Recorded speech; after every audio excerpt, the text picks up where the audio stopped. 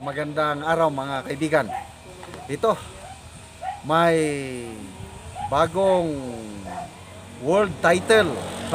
Record holder ang ating Pangulong Marcos in his capacity as Department of Agriculture Secretary. Parang Guinness World Record. So, anong record nito? Is it an honor or kahihiyan? Okay, yun ang mag-ano. Ito po, sa projection ng US Department of Agriculture, ang Pilipinas ay magiging number 1 importing country sa buong mundo in terms of bigas. Ulitin ko, number 1 na po tayo na rice importing country throughout the world. Dati-dati, China ang number 1 importer. Tinalo na natin ang China ngayon. Kulelat na sila kasi ang projection ng US Department of Agriculture, kinukompute nila by next year, ang magiging import ng Pilipinas is 3.8 million metric tons of rice. 3.8. Samantalang ang China, dati sila ay pinakamataas. Ang projection sa kanila is going down.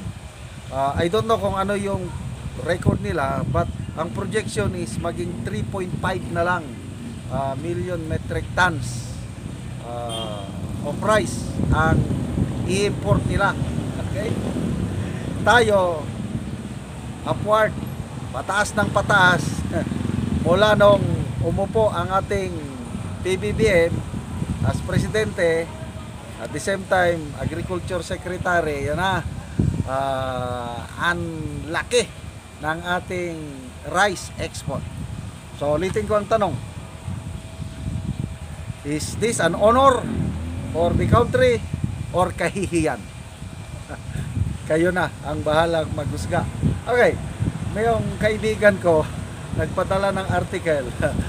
Try to analyze o i-compare mo, i-consider mo ang population ng Pilipinas at saka population ng China. Paisip ko kung ano, ni-research ko. Ang alam ko, ang population natin ngayon is 117 million. Ni-research ko sa Google, tama nga, 117.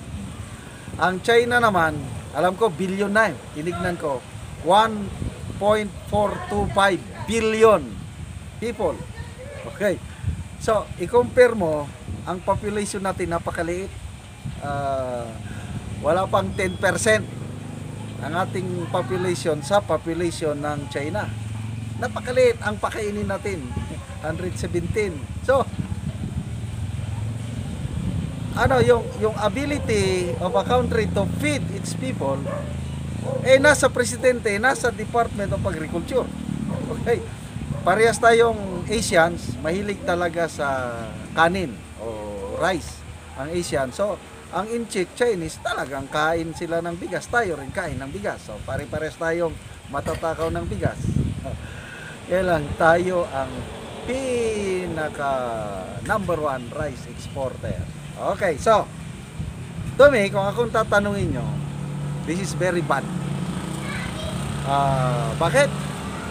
Kung import tayo ng import, pinapatay natin ang local rice industry. Inaamin natin na wala tayong kakayahan na mag-produce ng ating pagkain. Malala ko tuloy, bago lang nag-birthday ang late President Marcos, okay? Noong September 11. Tapos nagsalita ang Pangulong Marcos Jr. Sabi niya, I want to perpetuate the legacy of my father. Parang ganun. Bubuhayin niya yung he will keep the legacy of the former president, the greatest president we ever had, alive. Yung legacy. Okay, tingnan natin Anong legacy ng Pangulong Marcos Sr. when it comes to food production, when it comes to rice. Self-sufficient tayo ng bigas panahon ng Pangulong Marcos Sr. Tayo ang nag-e-export. Hindi ko lang alam kung pang ilan tayo as rice exporter panahon ng Marcos Sr. Ang alam ko, tayo yung technology center sa Asia. What I mean with technology center, tayo yung pinupuntahan ng iba't ibang bansa para dito mag-aral when it comes to rice production dahil nandito noon ang IRI, International Rice Research Institute. Sa Los Baños, ilang beses na akong nakapag field trip dyan nung estudyante kami. Kasi agriculture graduate po ako. So, my classmate kami noon sa college, Thailander.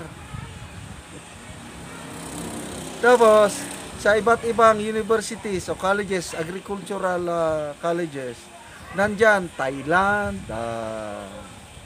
Vietnamese, Cambodians, nandyan, nag-aaral sila.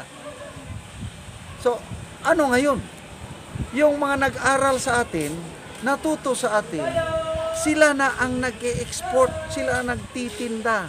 Ang number one exporter ng bigas sa atin is Vietnam.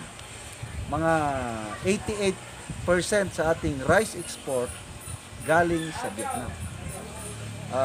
Next is Thailand, mga 4.9% if I'm not mistaken. Okay. So yung dalawa na yan, Vietnam and Thailand, sila yung nag-export. Bumibili tayo sa kanila na nakakalungkot isipin na sila ang natuto sa atin. Okay. So, it's not good for our country. So, sino ngayon who is to blame? Okay, ito according to Bantay Bigas Foundation o Bantay Bigas Movement, Cathy Estabilio, walang ibang sisihin kundi ang Pangulong Marcos Jr. Basahin ko lang yung statement ng Bantay Bigas. NGO ito, binabantayan niya ang bigas. Okay.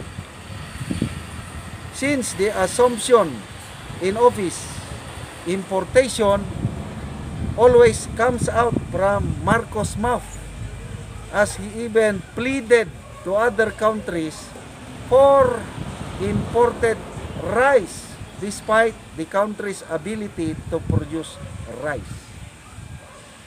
Wala nang bukang bibig kundi bago lang yung usapan nila sa Vietnamese leader, 5-year deal o contract, susuplayan tayo ng bigas galing sa Vietnam.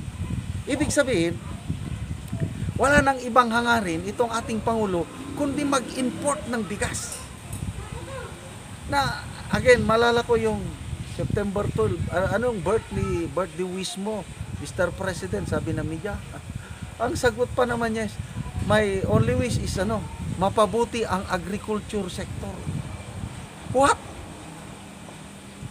Mapabuti ang agriculture sector, palagi lang importation ang iniisip? Anong klaseng reasoning ating presidente? Very common sense. Import ka ng import, kawawa ang mga farmers. Mayroon pa akong nabasa. Ang Department of Foreign Affairs Secretary, siguro inutosan siya ng presidente. Nakipag-meeting sa foreign minister ng Argentina. Ayun, nagkasundo, Argentina and Philippines. Bibili na naman tayo ng bigas sa Argentina. Naku, naloko na.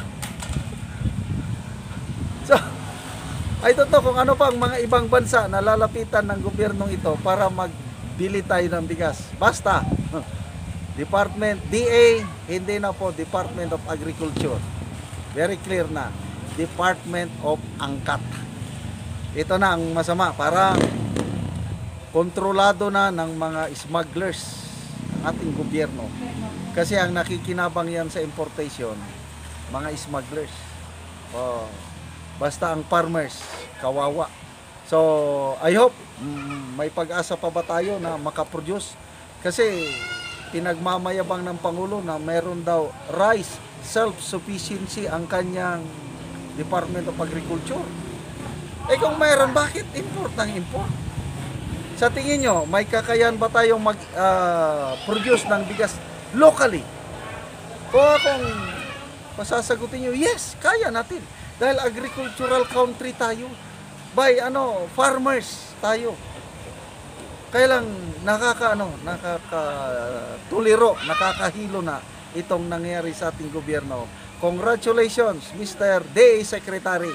Dahil meron ka ng title na number 1 rice exporter in the world.